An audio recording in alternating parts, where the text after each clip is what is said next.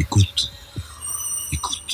Bonjour, podcast spécial, et pas le mercredi aujourd'hui, mais en direct le lundi, pour parler des élections au Brésil. Mon invité est Christophe Ventura, très fin connaisseur de la situation au Brésil. Alors on a déjà eu beaucoup de commentaires sur l'élection de Bolsonaro, son programme, son profil, son passé d'extrême droite et son présent d'extrême droite aussi. En quoi cela va-t-il changer le Brésil et en quoi ce changement du Brésil pourra avoir un impact non seulement sur le continent latino-américain, mais également au niveau global, vu l'importance du Brésil. Christophe Ventura, bonjour. Bonjour. Alors on a beaucoup parlé effectivement du caractère sexiste, homophobe, raciste de Bolsonaro, mais peut-être allons sur des points qui ont été moins développés jusqu'ici, notamment son programme économique. Quel est le programme économique de Bolsonaro ? Le programme économique de Bolsonaro, c'est surtout celui de son ministre de l'économie annoncé, qui s'appelle Paulo Guedes, qui est ce qu'on appelle quelqu'un qui a été formé à l'école des Chicago Boys et qui assume totalement l'héritage des Chicago Boys. Son programme économique tient en quelques points. Le premier, c'est l'État minimal, c'est-à-dire une réduction drastique en fait de la place de l'État dans l'économie brésilienne. Il annonce déjà la privatisation de près de 150 entreprises publiques ou dans lesquelles l'État a des actions ou des participations, donc une privatisation, systématique de là où l'État est présent. Il annonce aussi que ça va être le premier test en fait du gouvernement sur le plan social économique. C'est ce qu'on appelle entre guillemets une réforme du système de retraite, réforme sur laquelle Michel Temer précédemment a échoué face au mécontentement social et qui prévoit grosso modo un rabotage très sérieux des prestations de pension en fait qui sont données par ce système, et puis aussi un allongement de la durée de travail nécessaire pour avoir le droit d'être à la retraite. Enfin, la réforme qu'on connaît un petit peu partout au niveau international, mais qui dans le cas brésilien est un enjeu crucial parce que les économistes libéraux, mais aussi les investisseurs internationaux, le FMI ou la Banque mondiale, considèrent que le système de retraite brésilien pèse beaucoup trop dans les finances de l'État et exige que le gouvernement réduise la taille de ce système de retraite dans l'État. Donc le programme de Bolsonaro va commencer par ça, et puis aussi une flexibilisation très importante du monde du travail. On a aujourd'hui au Brésil des contrats à l'heure, les gens sont payés à l'heure au Brésil maintenant. On va systématiser, élargir ce genre de contrat à des nouveaux métiers. Enfin, c'est toute cette logique-là qui est vraiment, disons, l'ultralibéralisme au sens classique du terme, que porte le gouvernement Bolsonaro. Et je voudrais dire une chose sur ce point, que souvent on associe Bolsonaro à l'héritage de la dictature des brésiliennes des années 60. C'est pas tout à fait vrai sur ce point-là, puisque ce qui caractérise Bolsonaro, c'est pas du tout un souverainisme ou un nationalisme économique. Au contraire, puisque lui, son objectif, c'est de démanteler en fait l'État brésilien et d'ouvrir au maximum l'économie du pays aux investisseurs étrangers et au premier chef d'ailleurs les États-Unis, avec lesquels il veut renouer une alliance sur le plan stratégique, mais aussi surtout sur le plan économique et commercial, en envoyant un signal très fort à Washington, qui est que maintenant le nouveau gouvernement brésilien va mettre un coup d'arrêt ou contenir l'expansion chinoise au Brésil et en Amérique latine. Alors, il y a aussi des inquiétudes sur son programme ou son absence de programme environnemental. Le Brésil est quand même un pays d'une importance majeure sur ce point, et il y a des craintes sur ce que pourrait devenir l'Amazone. Il y a cette volonté un peu, d'une part, de se retirer de l'accord de Paris, et puis finalement d'ouvrir à tout investisseur qui le voudrait l'Amazone. Absolument. Alors, c'est vrai que le point important qui va rapidement aussi être un test de ce gouvernement, c'est la question de l'accord de Paris sur le climat. Alors, dans le cas de Bolsonaro, c'est pas tellement sur des considérations, disons, d'analyse sur de climato-sceptiques, etc.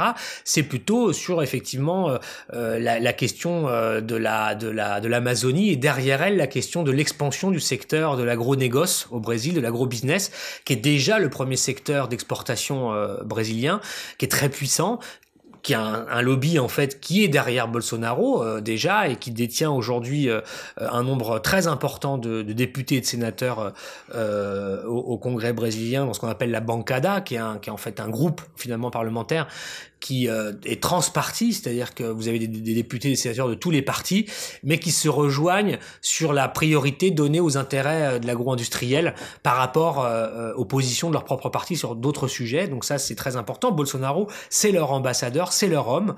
Et donc, Bolsonaro a annoncé la sortie, ou en tout cas a menacé de sortie de l'accord de Paris pour le Brésil, point 1. Et ce qui va avec, point 2, c'est que pourquoi faire pour, disons, casser toutes les régulations qui avaient été chèrement acquises ces 15 dernières années par les défenseurs de l'écologie, de l'Amazonie, les populations locales qui avaient déjà eu beaucoup de mal à arracher au Parti des travailleurs, au gouvernement de Dilma Rousseff et de Lula avant lui, un certain nombre de protections, de zones protégées, etc.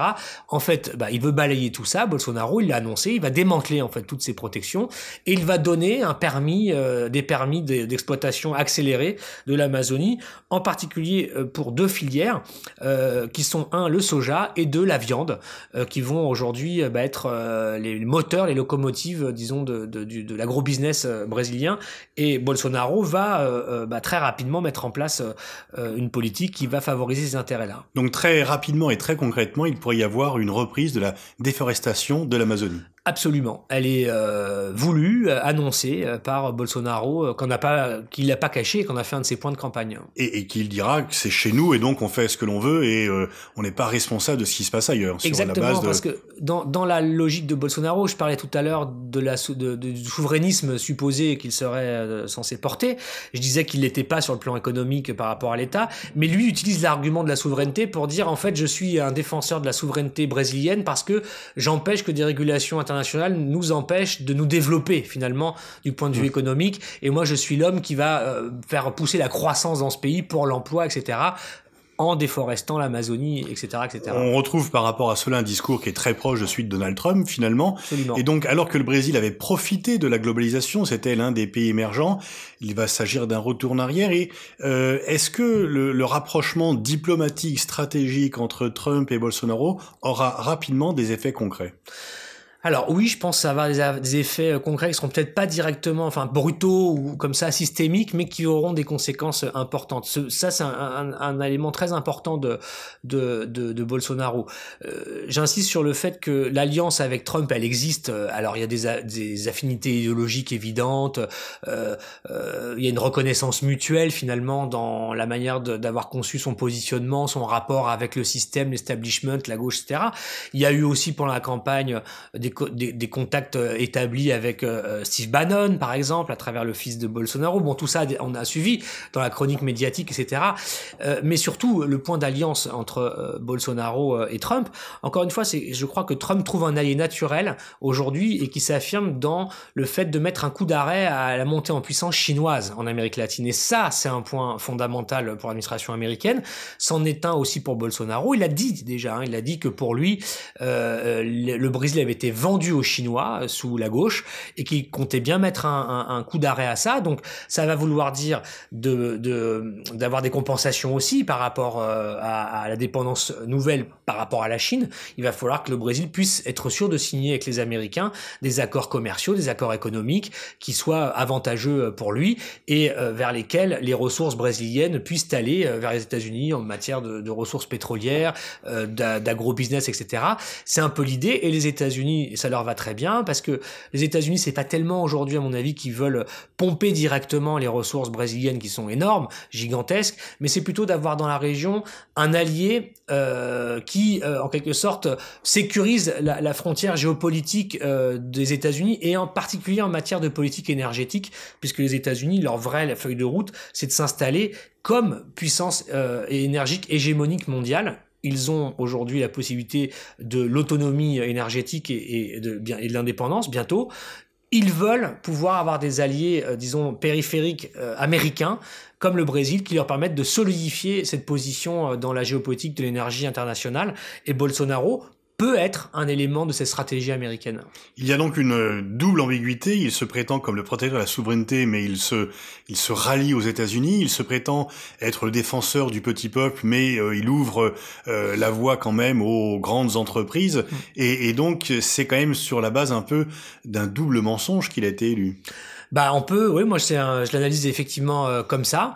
Et alors d'un seul coup, enfin d'une certaine manière, Bolsonaro renoue avec une certaine tradition des élites brésiliennes. C'est-à-dire c'est une forme de souveraineté, disons cornaquée. C'est une souveraineté servile par rapport aux États-Unis. Ça a souvent fait, c'est une tradition des élites brésiliennes avec laquelle il renoue, pensant que il vaut mieux être vassalisé avec les Américains parce qu'on en tire plus de bénéfices que d'être réellement autonome ou de créer des nouvelles alliances avec des acteurs concurrents des États-Unis dans ce qu'on appelle la bourgeoisie compradorée. Absolument, et Bolsonaro est la nouvelle repersonnification en quelque sorte de cette tradition là qui récurrente et résiliente et qui n'a pas disparu au Brésil. Mais dans l'esprit du public, est-ce que ce ralliement aux États-Unis et surtout les États-Unis de Trump, pas ceux d'Obama, est-ce que cela va susciter des réactions négatives?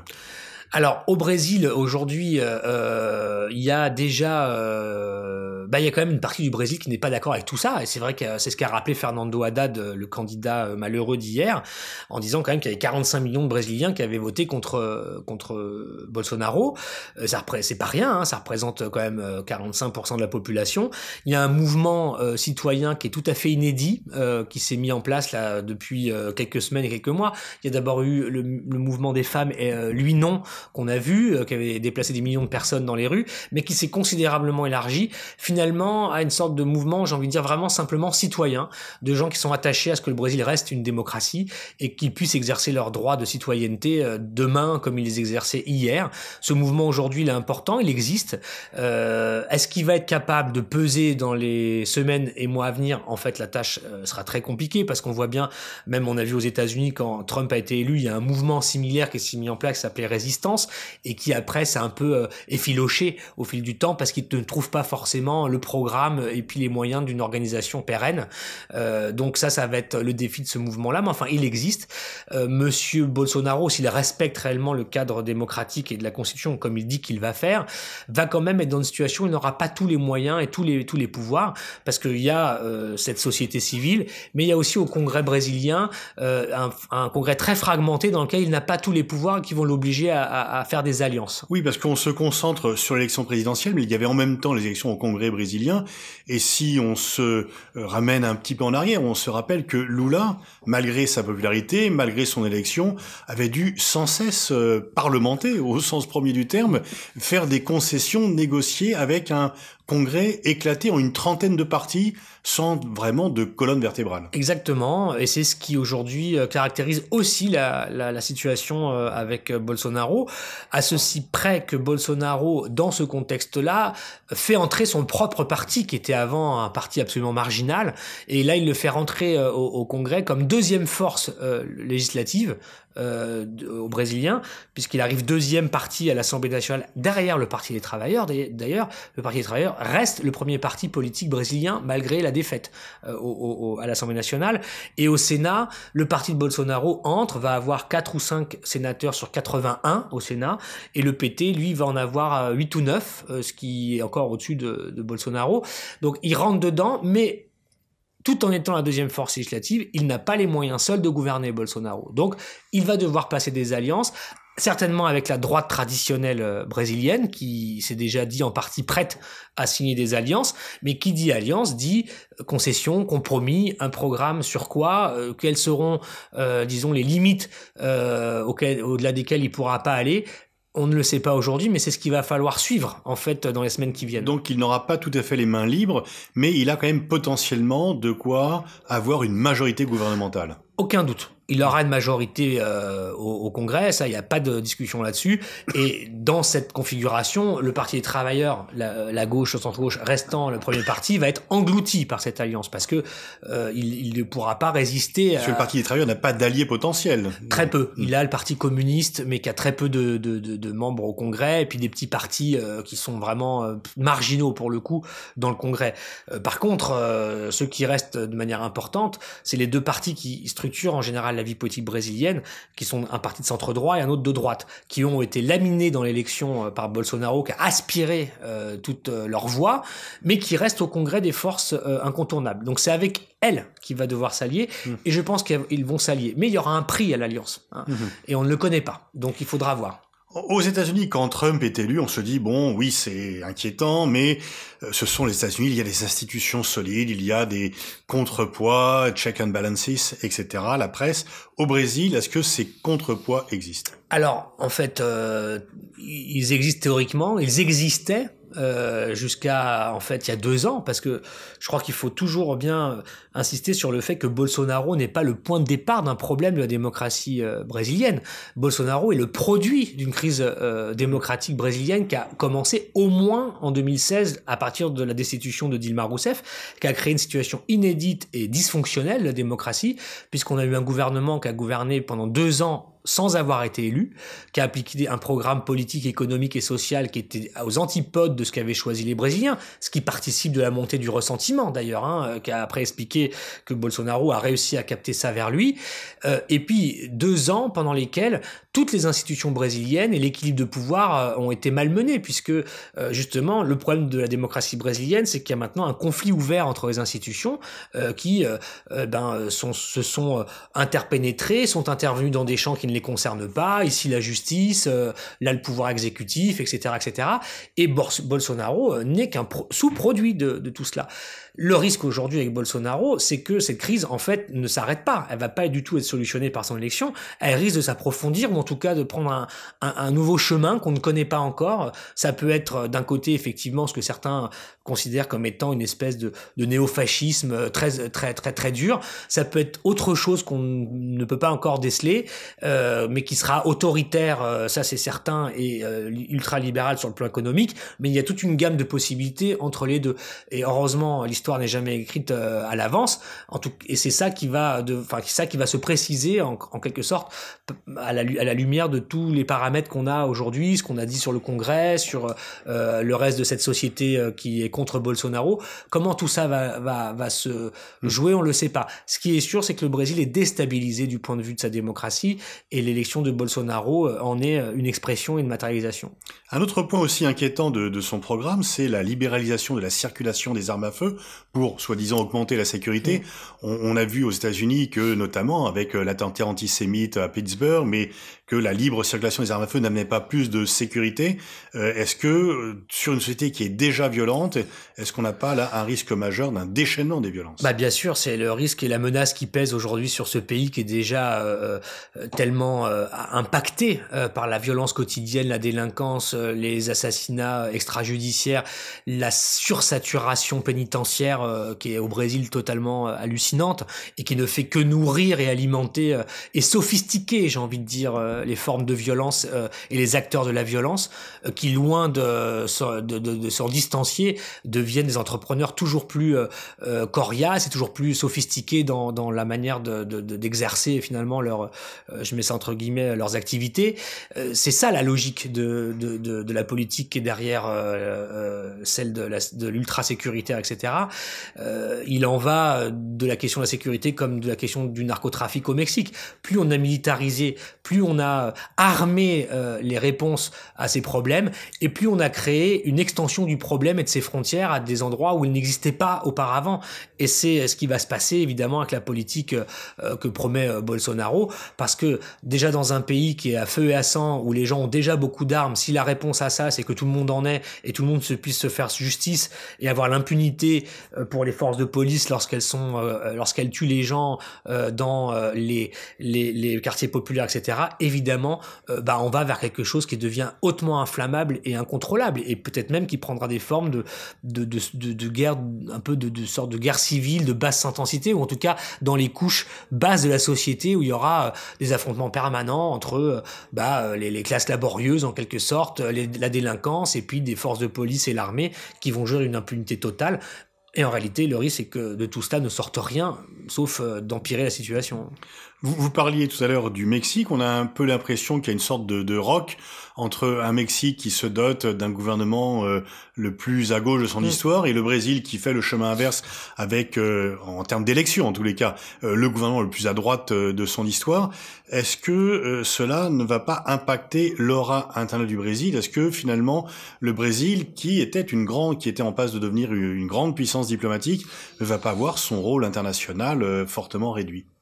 Si, c'est effectivement le risque. Le Brésil a existé depuis une quinzaine d'années parce que précisément il avait utilisé ses ressources et ses atouts pour développer une politique offensive, j'ai envie de dire une politique autonome, plus autonome, à la fois autonome et à la fois de leadership régional, mais parce que précisément, j'ai envie de dire un peu à l'instar de la France dans d'autres conditions, la diplomatie brésilienne a existé quand elle s'est un peu détachée où elle a pu relâcher, disons, la tutelle nord-américaine dont elle dépendait auparavant et qui lui a permis de faire tout ce qu'elle a fait.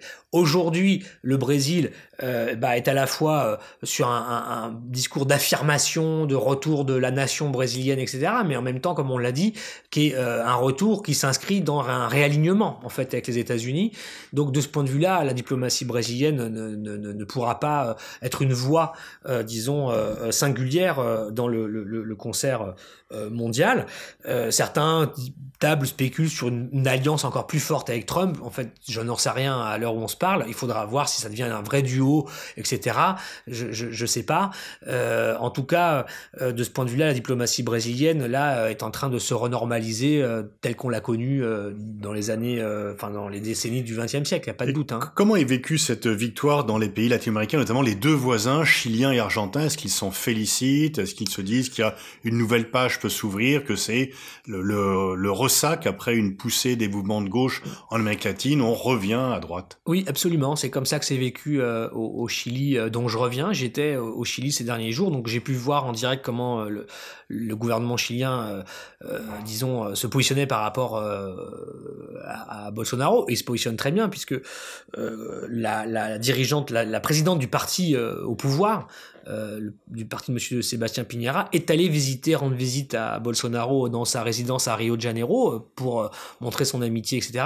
Et puis dans la foulée, monsieur Katz, qui est le Bolsonaro local, qui fut le candidat de l'extrême droite chilienne à l'élection présidentielle, à son tour est allé rendre visite à Bolsonaro. Donc il y a comme une espèce de mec avec Bolsonaro, où les droites régionales, en tout cas, veulent absolument être amis avec lui. Pareil en Argentine. Et pareil en Argentine, puisque monsieur Macri a chaudement félicité hier la victoire de Bolsonaro en disant qu'elle ouvrait des perspectives nouvelles pour les meilleures coopérations possibles entre les gouvernements libéraux de la région face, encore une fois, à ce qu'ils appellent les pays bolivariens, c'est-à-dire le Venezuela, la Bolivie, etc. Et donc, oui, absolument. Il y a en tout cas cette envie de rapprochement très fort avec ce nouveau, disons, héros des droites latino-américaines qui pourrait être un modèle aussi pour d'autres configurations nationales. Il faudra suivre l'Argentine. Monsieur Macri est très très mal en point. Il n'est pas impossible que du macrisme aussi surgisse, comme il a surgi du témérisme au Brésil, de Michel Temer, quelque chose qui pourrait ressembler à Bolsonaro. C'est pas impossible, on verra ça à la fin de l'année prochaine. Pour conclure, Christophe Ventura, est-ce que c'est pas une mauvaise nouvelle pour la diplomatie française? Est-ce que dans un paysage où la France tente difficilement de plaider pour le multilatéralisme, là, elle ne vient pas de perdre, alors pas perdre parce que Temer était déjà en deçà, mais disons que par rapport aux espoirs que la France plaçait depuis Chirac sur le Brésil, est-ce que ceci n'est pas en train de disparaître? Je crois que la France a attendu avec beaucoup de prudence ce qui se passait là-bas, au Brésil. Manifestement, pour la France, c'est pas une bonne nouvelle sur le papier, puisque le premier dossier pour la France, c'est l'affaire de l'accord de Paris. Là, c'est vrai que si le Brésil sort de ça, c'est un coup de très dur pour l'accord. Le Brésil est le 6e émetteur de CO2, etc. Il y a l'Amazonie, on en a parlé. Donc, c'est pas une bonne nouvelle. Mais j'ai envie de dire, pour la diplomatie française, devrait être raison de plus, en quelque sorte, pour, disons, être active dans la région et pas du tout s'en retirer. C'est justement au moment où il y a des problèmes, où il y a des crises très importantes dans une région autour de valeurs et de principes dont la France se fait fort d'être l'animatrice dans les relations internationales, les coups contre la démocratie, etc., doivent faire que la France, au contraire, doit avoir une voix pour soutenir ceux qui, dans la région, ne veulent pas voir dilapider, en quelque sorte, la stabilité démocratique qu'ils ont eue depuis une quinzaine d'années. Et au Brésil, pour la France, il y a beaucoup de choses à faire, et j'ai envie de dire, pas forcément directement si on peut pas faire des choses avec le gouvernement brésilien de Bolsonaro, il y a beaucoup de forces disponibles au Brésil pour faire des choses, j'ai envie de dire, dans l'extra-étatique. Il y a beaucoup de villes, il y a beaucoup d'États. Le pays est un pays continent. Il fait 15 fois la France. Il y a beaucoup d'États qui seront toujours tout à fait prêts à avoir des coopérations intelligentes avec des pays comme la France, parce que justement, ça pourra leur donner des appuis, de l'air, des espaces pour aussi, disons, j'ai envie de dire, résister en quelque sorte au nouveau pouvoir brésilien. Tout ça est difficile à manier, délicat pour une diplomatie, mais on attend de la France qu'elle ait un savoir-faire et un professionnalisme diplomatique qui doit lui permettre justement de ne pas abandonner le Brésil et l'Amérique latine aux dérives auxquelles on assiste actuellement. Merci Christophe Ventura pour cet éclairage à la fois à chaud et en même temps très intense. On essaye avec vous de mieux comprendre ce que seront les répercussions à la fois nationales mais surtout internationales de l'élection de Bolsonaro.